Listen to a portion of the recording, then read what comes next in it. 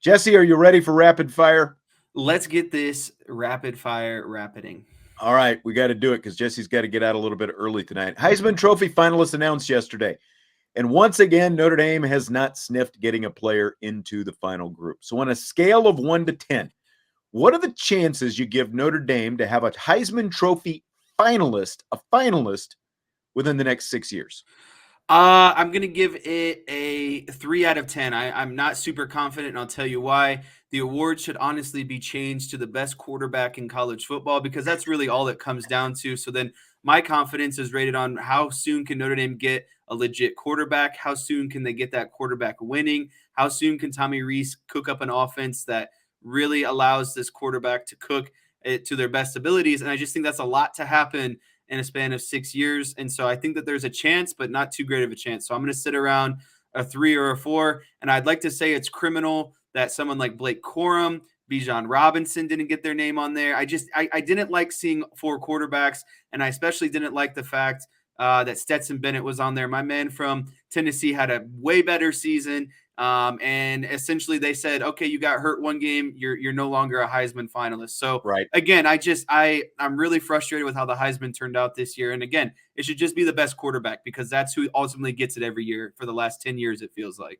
Yeah, well, I mean, I know Ingram didn't get it within the last 10 years, but Mark Ingram and Derrick Henry, they might beg to differ. But still, it's like be a quarterback or be a running back for Alabama. That's essentially what gets you in there. Seriously.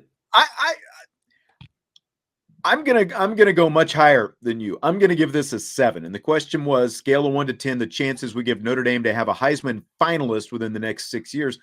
I'm going to say 7 because with all this talent they're pulling in, and that includes at the quarterback position, if you're the Notre Dame quarterback, just ask Brady Quinn, finished 3rd and he finished 4th in consecutive years in the Heisman voting. If you're the Notre Dame quarterback and you have a big year and your team is doing well, you're going to have a really good chance. And the recruiting is on the right at the quarterback position. So I'm much more bullish on this. Manti, of course, was their last finalist. That's already been 10 years ago, and that was a complete, one-off type season that a linebacker would ever get that. He won practically every other award, but I think they're going to have a chance because of the place that the recruiting is in, including at the quarterback position, which obviously, as you just outlined, is very important to be a good quarterback on a good team if you're going to win the Heisman.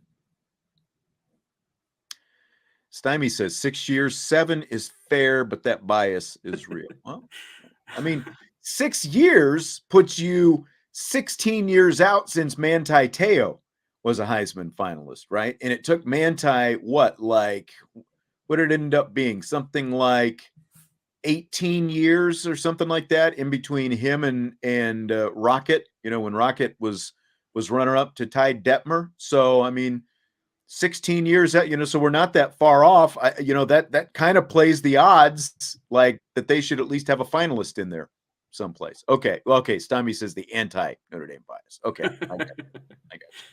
I think it works the other way though. When you start, with the big awards and stuff like that, you're Notre Dame and you have a big enough year and you're successful. I think it'll work in their favor actually.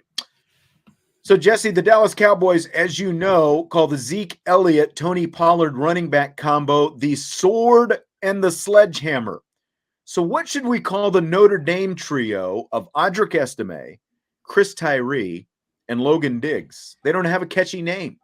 Yeah, I'm going to have to go with, so Estime is the mini bus.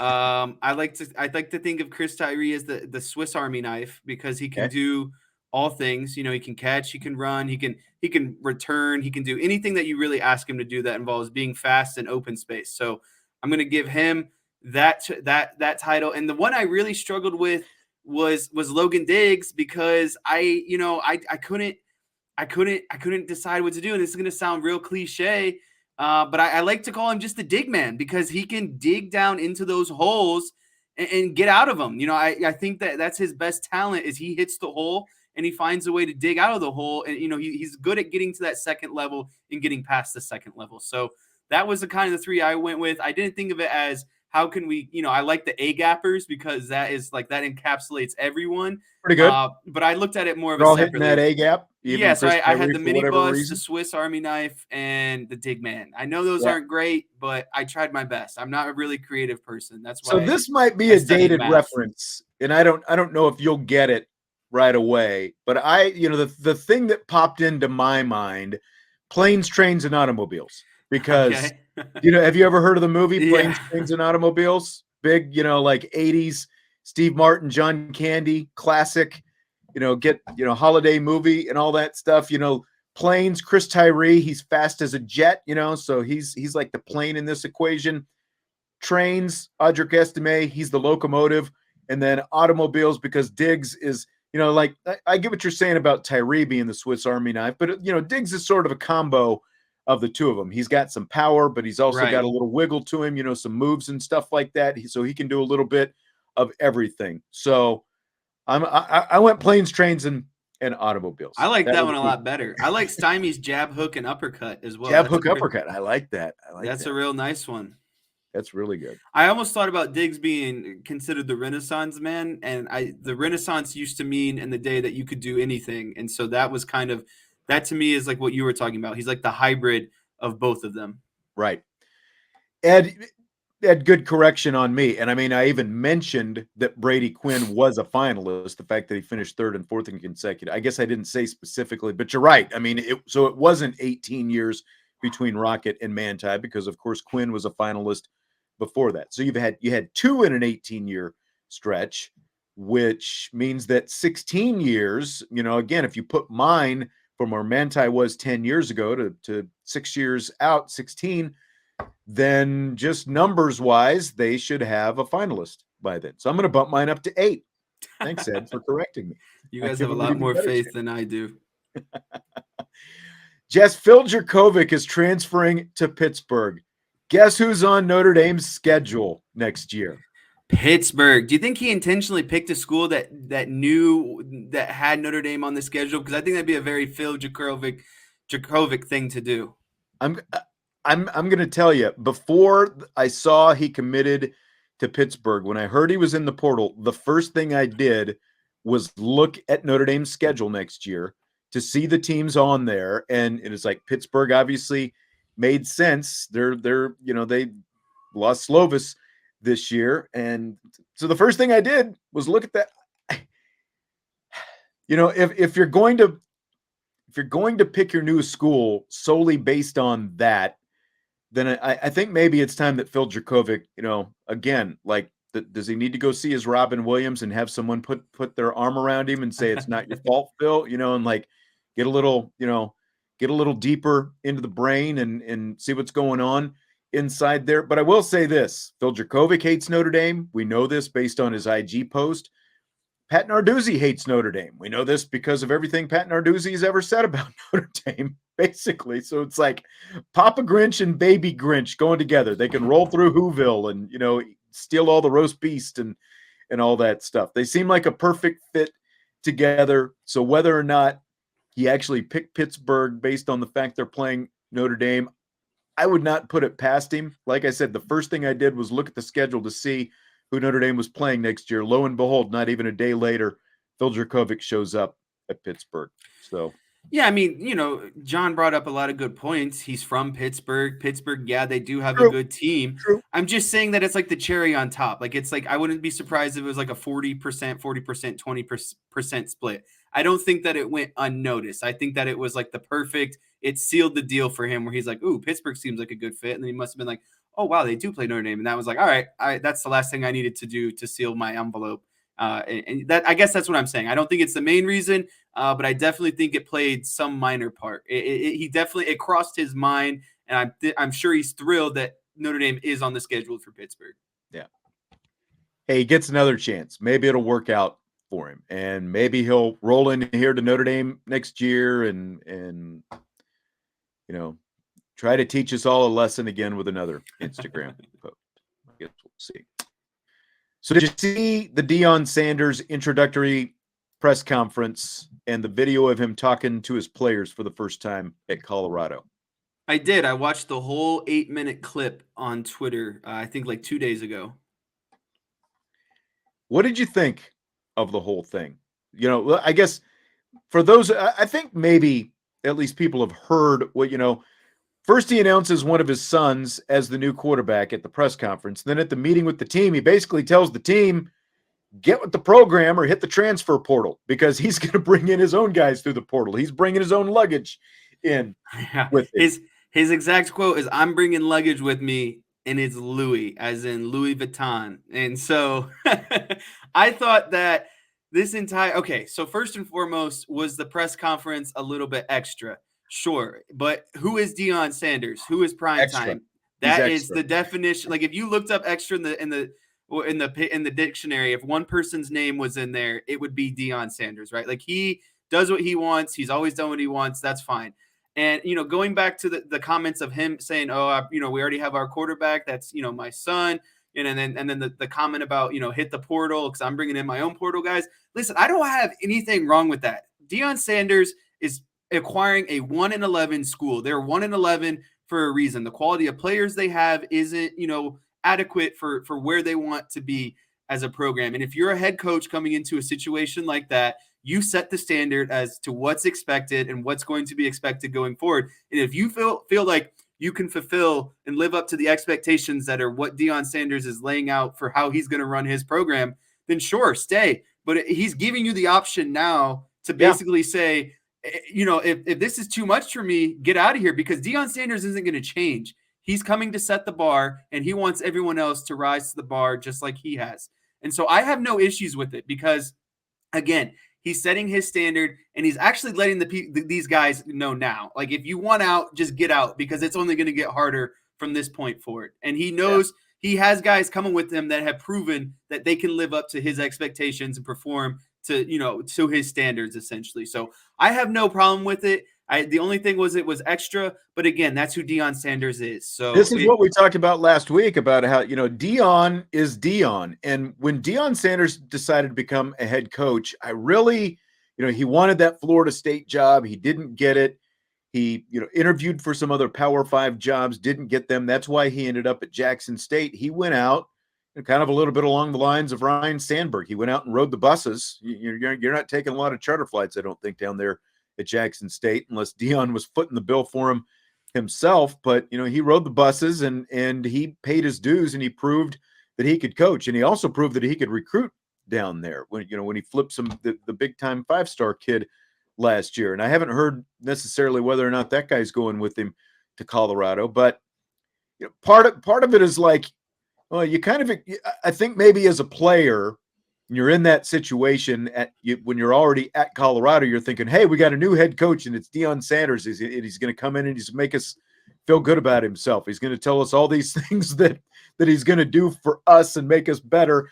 And then he basically calls them luggage and says, get your own luggage and get out of here because I'm bringing my Louis Vuitton in if you're not ready to go. It's not like he pulled a Charlie Weiss at Kansas and just called these guys a big pile of garbage, steaming pile of whatever. But I tend to like it because as we've seen some of the comments here, they're 1-11 for a reason.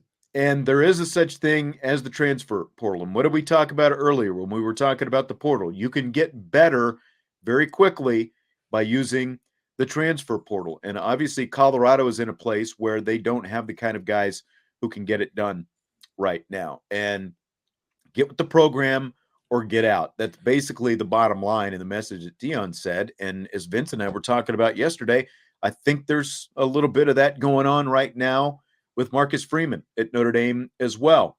Get with the program or get out. He's and I don't know that it's necessarily that blunt, but at the same time, I think there is, with Marcus Freeman, there's this level of talent that's coming in. And if you're not up to that level of talent, you need to know, hey, this is where you are. You can stay and compete, but you're not being guaranteed anything. And, if you don't cut it, you're going to have to get the door anyway. It's the same at Colorado right now.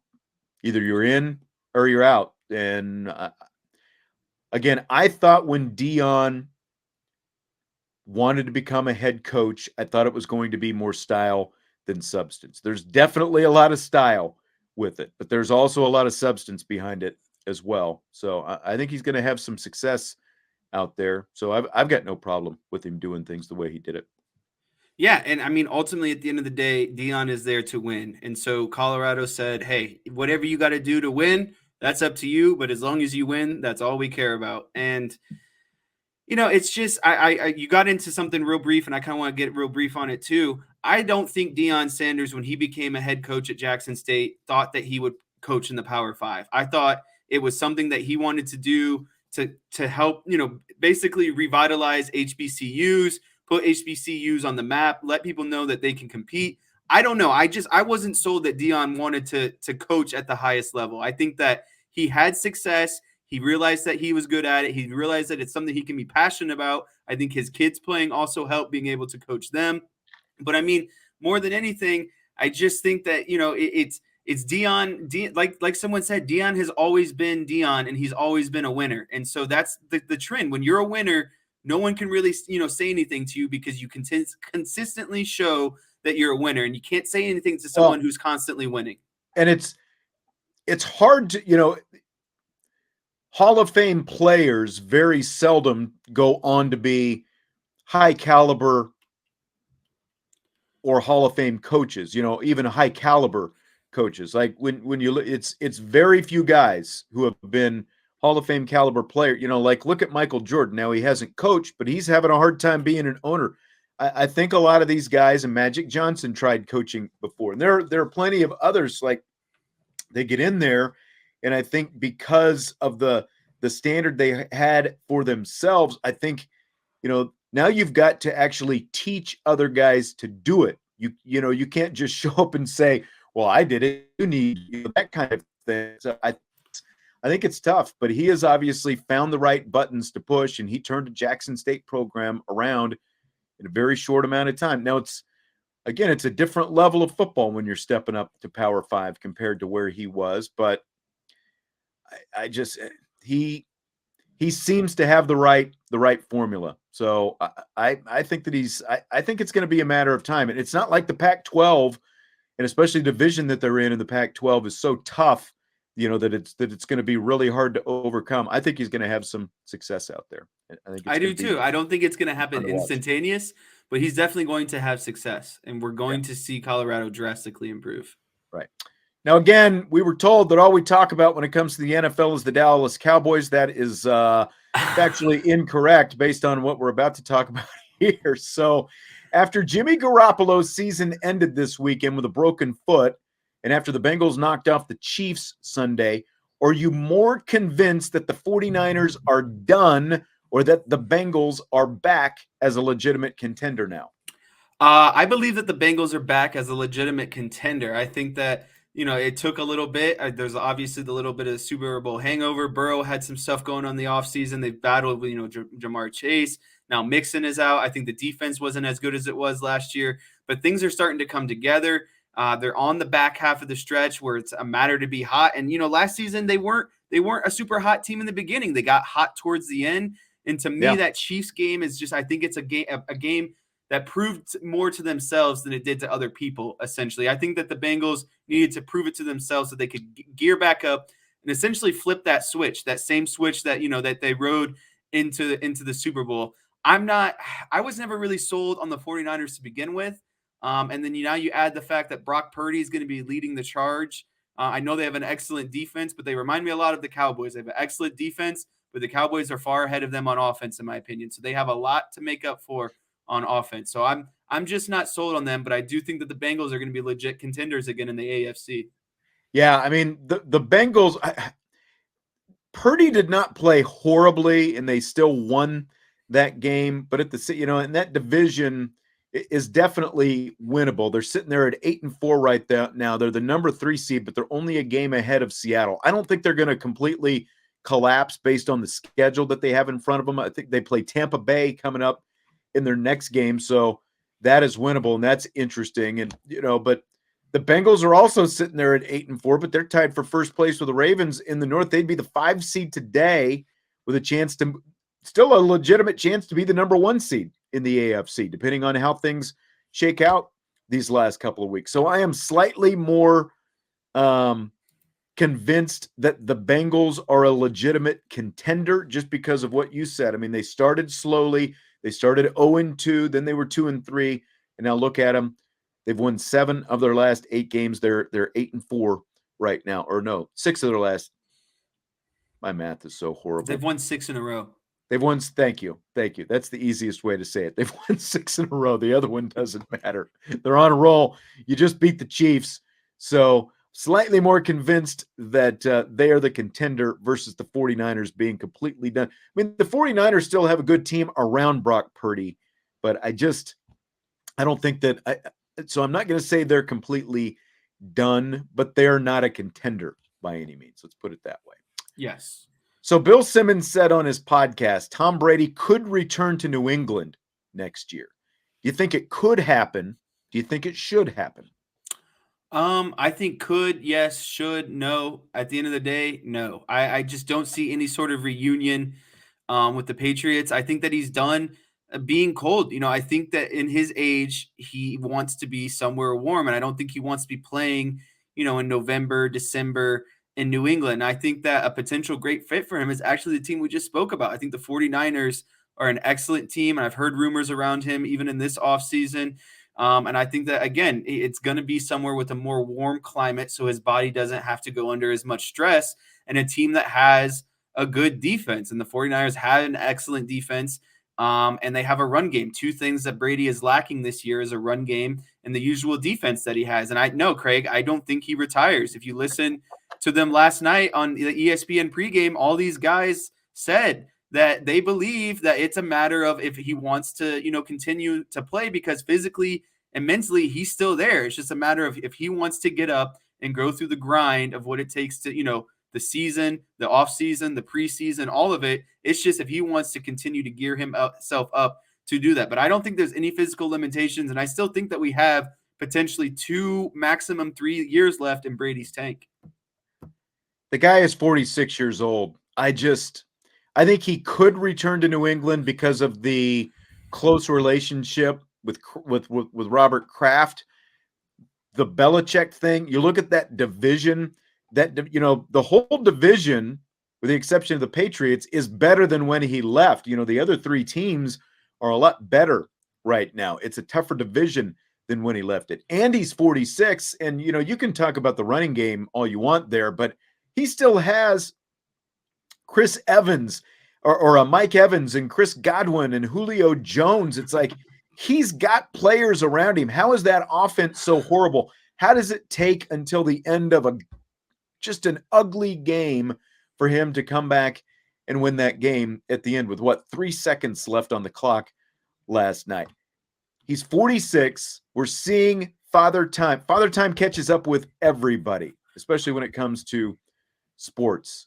We're finally seeing it catch up with Tom Brady this year. It took longer than anyone else ever, but they're 6-6, and that's in the worst division in the league. They're in the playoffs. Whether or not he does hang it up, I don't know. Playoffs. I think that Bill Simmons, because he is a Patriots fan, he was looking for reasons to put Brady back in New England next year, because he's saying I don't see a Belichick Brady reunion happening one more time. And even if it did happen, I don't think it would necessarily be a happy reunion, because he is, as Craig said, he is old. He is 46. He'll be 47 next year. It happens to everybody. It happened to Peyton Manning overnight. He went from a 50 touchdown pass guy 1 year to 2 years later, his legs were barely there, and he basically hobbled to a Super Bowl because of the defense that he had. The 49ers thing, I could see that potentially happening. They tried to get rid of Jimmy G fast anyway. I can see them take at a 1-year deal with all they've got there, but he's old, and he's getting older every day. Yeah, I just don't think that age is what his limiting factor is, though. Like, I don't see any signs. Godwin's been hurt in and out this season. His smarts are what got him through that comeback last night. But yeah, and that's all you need. His arm could be 50% and it'd still be 75% of most NFL quarterbacks, because his brain and experience can make up for it. Right. Jess, we've got to end it on that because we'll you've agree got to get disagree going. on this one. Yes, we will. We will. We might have to resume it later this week. We've got plenty of other shows to go, though. We've got Mailbag Show, of course, coming up tomorrow. Vince will be in here with me. Jess, enjoy the basketball game tonight. I hope LeBron actually plays and he doesn't, sit, pull an opt out for tonight back in his They're on a hometown. heater. I think he's got to play, and this is the first leg of a road trip, so there's really no reason that he shouldn't. But if you jinx it, I'm going to be very upset. All right. Stymie and Brady graduated high school the same year. Well, see, you're old too, Stymie. Well, I mean, if you were playing in the NFL, you would be old at 46 going on 47 or whatever it is. All right, that's going to do it for tonight. Again, appreciate you. As always, hit the like button on your way out. If you would, we will talk to you mañana right here, IB Nation Sports Talk.